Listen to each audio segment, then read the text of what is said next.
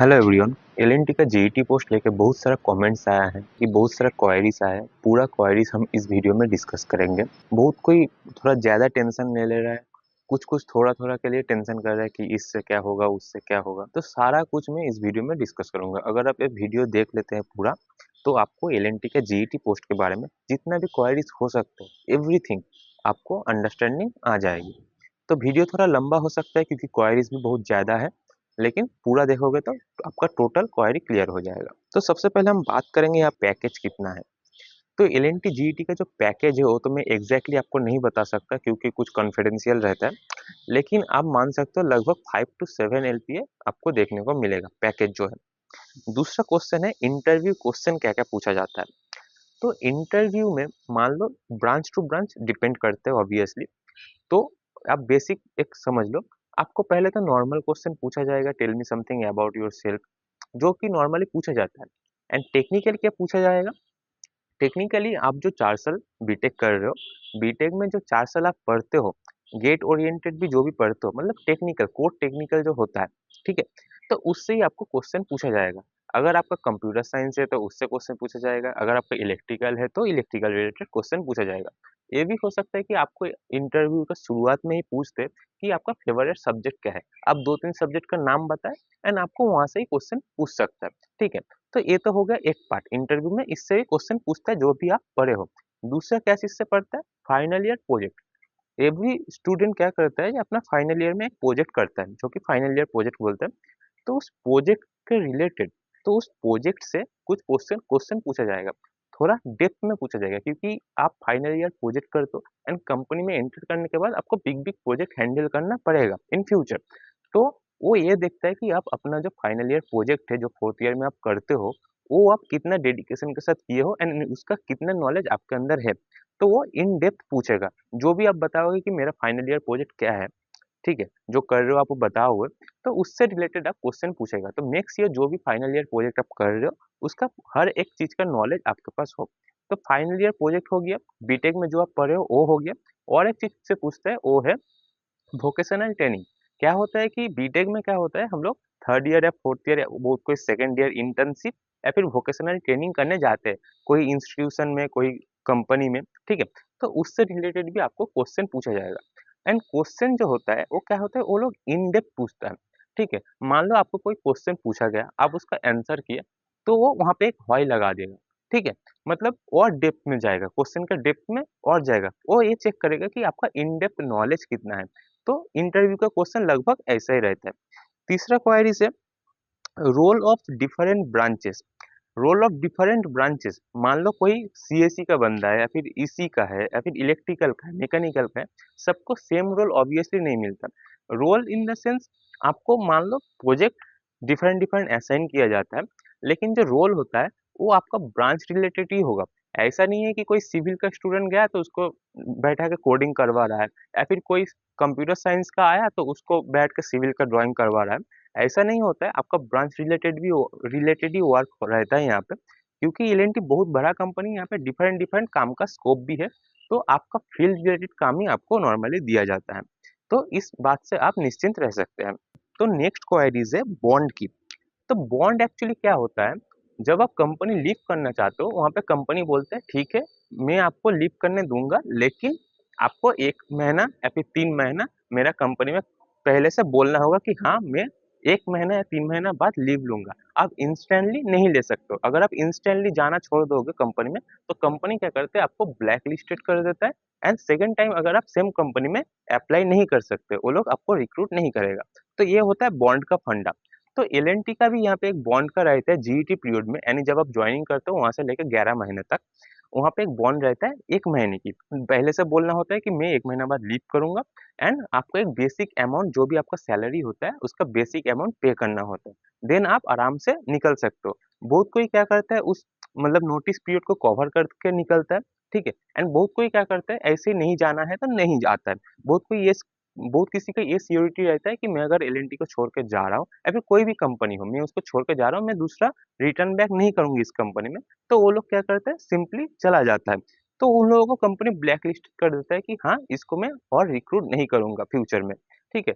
And अगर कोई bond को कवर करके जाता है यानी नोटिस पीरियड को कवर करके जाता है, देन उनके पास एक सेकंड चांस रहता है, अगर वो फिर से रिटर्न बैक करना चाहे तो फिर से इंटरव्यू वगैरह देके जो भी प्रोसीड्यूर है रिक्रूटमेंट का वो करके फिर से एंट्री कर सकता है। तो जीटी पीरियड के लिए लगभग 1 मंथ का आपको बॉन्ड देखने को मिलेगा, प्लस 1 मंथ का नोटिस पीरियड, प्लस आपको बेसिक सैलरी। नेक्स्ट क्वेश्चन आया है कि इन हैंड सैलरी क्या है। मतलब maximum question in hand salary package यही पूछा गया है। तो इन हैंड सैलरी यहाँ पे मैं एग्जैक्ट तो नहीं बता सकता, लेकिन यहाँ पे जो इन हैंड सैलरी है ये आपको लगभग 30 to 40 मान सकते हो। ठीक है, मैं एग्जैक्ट नहीं बता सकता क्योंकि ये थोड़ा मतलब कॉन्फिडेंशियल है, हम लोग को नहीं बता सकते, लेकिन लगभग आपको 30 to 40 देखने को मिलेगा। ऐसे आप गूगल भी करोगे तो आपको कहीं ना कहीं कोरा वगैरह से पता चल ही जाता है। ठीक है, तो 30 to 40 आपको इन हैंड सैलरी यहाँ पे देखने को मिलेगा। नेक्स्ट क्वेश्चन है सॉफ्टवेयर है या फिर कोर है। तो जैसे कि मैं पहले भी बताया, ये सॉफ्टवेयर भी है एंड कोर भी है। ऐसा नहीं है कि बस कोर कंपनी है या फिर बस सॉफ्टवेयर कंपनी है। ठीक है, आप मैक्सिमम मान सकते हो कि ये कोर ओरिएंटेड ही है, क्योंकि ये नंबर वन कंस्ट्रक्शन कंपनी है। हालांकि इसमें बहुत सारा काफी सारा बिजनेस भी है, लेकिन मैक्सिमम आप इस पे कोर मान सकते हो। नेक्स्ट क्वेरी है जॉब लोकेशन के बारे में। तो जॉब लोकेशन सिटी में पाने का चांसेस कितना है एंड रूरल एरिया में पाने का चांसेस कितना है। तो देखिए एलएनटी का जो जॉब लोकेशन है वो 3 टाइप का होता है। एक तो आपको सिटी के पास मिलेगा जो कि ऑफिस जॉब होता है। दूसरा है आपको जो मैन्युफैक्चरिंग होता है। ठीक है, मतलब एलएनटी खुद का भी कुछ मशीन मैन्युफैक्चर करता है, तो वहाँ पे एक होता है। ठीक है, एंड तीसरा होता है साइट पे, यानी जहाँ पे प्लांट वगैरह एकदम मतलब एकदम कंस्ट्रक्शन हो रहा है, मतलब शुरुआत से जहाँ पे कॉन्ट्रैक्ट मिला है। तो ऑल ओवर इंडिया एलएनटी का काम चलता है, लेकिन आपका जॉब लोकेशन कहीं पे भी हो सकता है। एंड परसेंटेज का बात करें तो देखो ऑफिस में अगर मिलेगा तो आपको ऑफिस नॉर्मली क्या होता है सिटी में ही होता है, लेकिन ये क्या होता है एक ऑफिस 20-25 प्लांट का डिजाइन करता है। ऑब्वियसली बात है 20-25 20 में मान के चलता हूँ, तो 20 प्लांट में भी मुझे इंजीनियर चाहिए एंड एक ऑफिस में भी इंजीनियर चाहिए। ठीक है, तो एलएनटी के पास अगर 25 जीटी होगा तो उनमें से शायद 5 को ऑफिस में रखेगा डिजाइन करने के लिए, बाकी जो 20 होगा उनको साइड भेजेगा वहाँ का जो काम होगा उसको हैंडल करने के लिए। तो इस हिसाब से काम चलता है एंड जॉब लोकेशन भी इस हिसाब से होता है। एंड यहाँ पे जॉब लोकेशन रैंडमली होता है, ऐसा नहीं कि किसी को सिटी चाहिए तो उनको सिटी दे दिया गया, किसी को रूरल चाहिए तो रूरल दे दिया गया। तो मतलब ऐसा तो मैक्सिमम क्या होगा, मैक्सिमम यही चाहेगा कि मुझे ऑफिस मिले, सिटी के पास मिले। बहुत कम लोग ही होते हैं जिनको इन हैंड प्रैक्टिकल चीज़ों को ऑब्जर्व करना होता है एंड वो साइड जाना चाहते हैं। ठीक है, तो मैक्सिमम चाहता है कि मैं ऑफिस में ही रहूँ, सिटी के आसपास ही रहूँ। तो इसलिए क्या कहते हैं प्रेफरेंस जो देता है उस पे उतना फोकस नहीं कर पाता है। नॉर्मली क्या होता है, जिन लोगों को देखा जाता है रिज्यूमे पे कि हाँ इन बंदे को इस सॉफ्टवेयर का नॉलेज है, तो इसको अगर मैं यहाँ पे ऑफिस में रखूंगा ज़्यादा बेनिफिशियल होगा। एंड एंड इस कैंडिडेट को मतलब प्रैक्टिकल चीज़ों का नॉलेज है, तो इसको अगर साइड में रखूंगा तो ये ज़्यादा अच्छे से काम कर पाएगा। तो नॉर्मली इस चीज़ को ऑब्जर्व करके लोकेशन दिया जाता है। नेक्स्ट पॉइंट पे आते हैं, मेडिकल टेस्ट एलिजिबिलिटी। तो यहाँ पे बहुत सारा कंफ्यूजन है एंड बहुत सारा डाउट है कि एक एक मतलब एक व्यूअर्स ने एक क्वेश्चन किया कि उसका जो हाइट है 165 सेंटीमीटर है एंड वेट है लगभग 80 केजी, वो क्या एलिजिबल है। देखो यार एलएनटी यहाँ पे इंजीनियर रिक्रूट कर रहा है, वहाँ पे फिटनेस उतना ज़्यादा इंपॉर्टेंट नहीं है, कोई मोटा है पतला है ज़्यादा लंबा है ज़्यादा छोटा है, उससे कुछ फर्क नहीं पड़ता। अगर आप कैपेबल हो काम करने के लिए एंड आप नॉर्मली फिट हो, नॉर्मली फिट मतलब आप नॉर्मली चल सकते हो, नॉर्मली मतलब एक नॉर्मल पर्सन जो होता है, देन आप मेडिकली फिट हो। अगर आपका कोई मतलब बहुत ही सीरियस कुछ हेल्थ इशू नहीं है, मतलब सीरियस मतलब कि बहुत सीरियस कुछ हेल्थ इशू है, आप चल फिर नहीं पा रहे हो, तो ऐसा कुछ इशू होता है तो नॉर्मली मेडिकल टेस्ट से रिजेक्ट कर दिया जाता है। आप मेडिकल टेस्ट को एक फॉर्मेलिटी मान सकते हो कि यहाँ से आपको उतना मतलब रिजेक्ट होने का चांसेस बहुत ही कम है। अगर कोई सीरियस इशू नहीं है तो आप यहाँ पे रिजेक्ट नहीं होंगे। यहाँ से कोई फर्क नहीं पड़ता आपका हाइट क्या है, वेट कितना है, आपका चश्मे का पावर कितना है, आप अगर देख सकते हो तो इट्स इज ओके। अगर आपका कलर ब्लाइंड नहीं है देन इट इज ओके। ठीक है, क्योंकि कलर ब्लाइंड जो है वो यहाँ पे मतलब एक्सेप्टेड नहीं है, क्योंकि यहाँ पे बहुत सारा चीज का जरूरत होता है। तो मतलब मेडिकली फिट मतलब आपको नॉर्मली फिट रहना है, ऐसा नहीं कि आपको एकदम मसल वगैरह एट पैक रह के एकदम नॉर्मल, ऐसा कुछ नहीं है। तो मेडिकल टेस्ट लेके ज्यादा घबराने का दिक्कत है नहीं। अब हम बात करते हैं रिक्रूटमेंट प्रोसेस की। बहुत किसी का ये डाउट होता है कि मेरा तो इंटरव्यू हो गया, अभी तक रिजल्ट क्यों नहीं आया? ठीक है, मेरा टेस्ट इतना महीने में हुआ, अभी तक कुछ इंटरव्यू का कॉल नहीं हुआ, मेरा मेडिकल टेस्ट का अभी कुछ आया नहीं, मेडिकल टेस्ट हो गया तो ज्वाइनिंग नहीं आया। तो देखो, हर एक प्रोसेस में क्या होता है, कुछ टाइम लगता है। एल&टी क्या करता है, सबसे पहले कैंपस टू कैंपस विजिट करता है, देन अपना रिक्रूटमेंट फॉर्म निकलता है, आप उसको फॉर्म को फिल करते हो। देन एल&टी क्या करता है, उसका जो एलिजिबिलिटी क्राइटेरिया है उसके ऊपर बेस करके शॉर्ट लिस्टिंग करेगा एंड देन एग्जाम होगा। स्टेप बाय स्टेप समझो, पहले शॉर्ट लिस्टिंग देन एग्जाम, इस बीच का जो गैप है लगभग 1 महीना है। फिर एग्जाम होने के बाद एग्जाम का जो पेपर है वो चेक किया जाएगा, कौन कौन उसको क्वालिफाई किया वो चेक किया जाएगा। वो चेक करने के बाद आपके पास इंटरव्यू के लिए कॉल आएगा, उसमें भी लगभग 1 महीना, 2 वीक 3 वीक ऐसा लग सकता है। 2 वीक 3 वीक या फिर 1 महीना ऐसा टाइम लग सकता है। इंटरव्यू आपका हो गया, इंटरव्यू होने के बाद बहुत सारा कैंडिडेट होता है ना, तो पूरा ऑल ओवर इंडिया से लगभग 3000 4000 कैंडिडेट को सिलेक्ट किया जाता है। ठीक है, तो उसमें काफी सारा टाइम लगता है। तो इंटरव्यू होने के बाद आपको पास एक एलओआई आता है, मतलब अगर आप इंटरव्यू को क्लियर कर चुके हो, एलओआई यानी लेटर ऑफ इंटेंट आता है, यानी कंपनी आपको रिक्रूट करना चाहता है। तो एलओआई आने के बाद आपके पास और एक इंफॉर्मेशन आएगा मेडिकल टेस्ट रिलेटेड। तो सबसे पहले हुआ exam, then interview, then medical test. हर एक प्रोसेस के बीच में लगभग आप 1 महीना का गैप पकड़ सकते हो। तो मेडिकल टेस्ट के लिए आपको कुछ एल&टी क्या करेगा, कोई मेडिकल शॉप, मेडिकल नहीं डायग्नोस्टिक सेंटर बोलते हैं, सॉरी, तो डायग्नोस्टिक सेंटर में आपको भेजा जाएगा। आप वहाँ पे अपना ब्लड दोगे, जो भी टेस्ट है, मतलब एक्सरे होता है, ईसीजी होता है, ब्लड टेस्ट, हाँ ब्लड भी लिया जाता है, ब्लड टेस्ट भी होता है, तो यूरिन टेस्ट भी होता है, एक्सरे भी होता है, हाइट वेट होता है, आपका कलर ब्लाइंडनेस चेक किया जाता है, आई का पावर चेक किया जाता है। तो काफी सारा जो मतलब नॉर्मल जो टेस्ट है वो किया जाता है। एंड उसके बाद मेडिकल टेस्ट के बाद मेडिकल रिपोर्ट जो है आपको नहीं दिया जाएगा, आपको भेज दिया जाएगा। एंड जो रिपोर्ट है वो एल&टी को भेज दिया जाएगा। देन एल&टी उस पर चेक करेगा कि हाँ it is okay, medically fit है, तो मैं इसको रिक्रूट कर सकता हूँ। ठीक है, 99% जो कैंडिडेट होता है वो मेडिकली फिट ही रहता है, क्योंकि यहाँ पे ज्यादा कुछ देखा नहीं जाता। अगर कुछ सीरियस इशू नहीं है तो यहाँ पे देखा नहीं जाता। एंड मेडिकल टेस्ट अगर किसी का फेल भी हो जाए तो उनके पास एक ऑप्शन रहता है कि वो अपना मेडिकल टेस्ट फिर से करवाए खुद के पैसे लगा के, एंड वहाँ पे वो ये शो करवाए कि हाँ मैं मेडिकली फिट हूँ, तो वो भी एक्सेप्ट करा जाता है एल&टी में।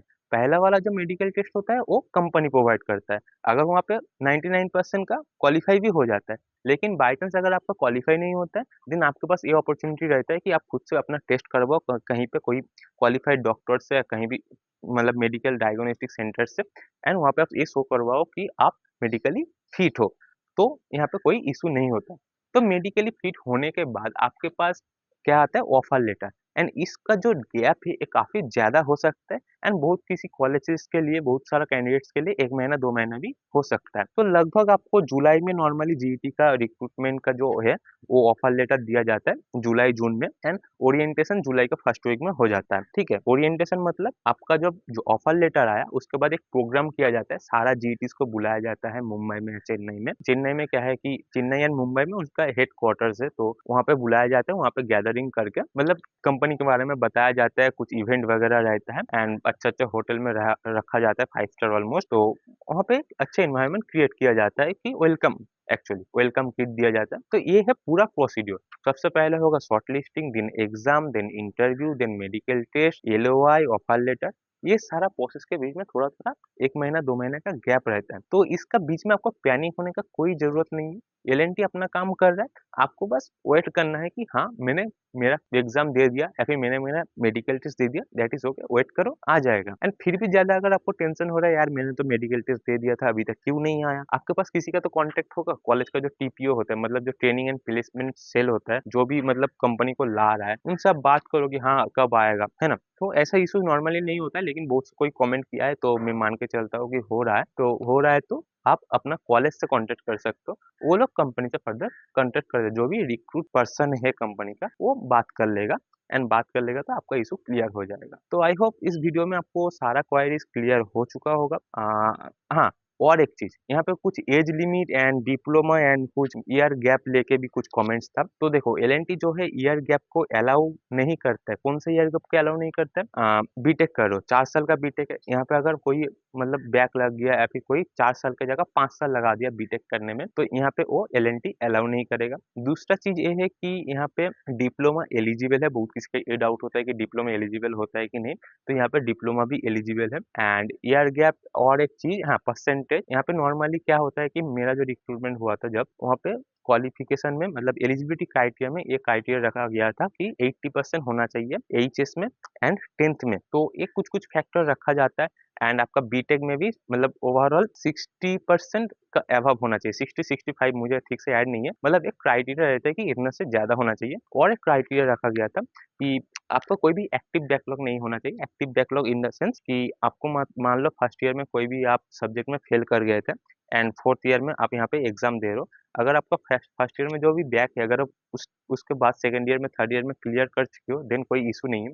लेकिन मान लो आप फोर्थ ईयर में एग्जाम दे रहे हो, नहीं, यहाँ पे आपका कोई सब्जेक्ट में बैक लगा हुआ है जो कि आपका अभी तक क्लियर नहीं हुआ है, देन यहाँ पे आप एलिजिबल नहीं रहते हो। तो ये था पूरा वीडियो। आई होप आपको वीडियो में जो भी क्वारीज था, आपका कुछ भी क्वारीज, वो पूरा क्लियर हो चुका होगा। फिर भी अगर आपको कोई क्वारीज रह जाता है, आप कमेंट में बोल सकते हैं, मैं आपको उसका रिप्लाई कर दूंगा। थैंक यू, नमस्ते, जय हिंद, बाय बाय।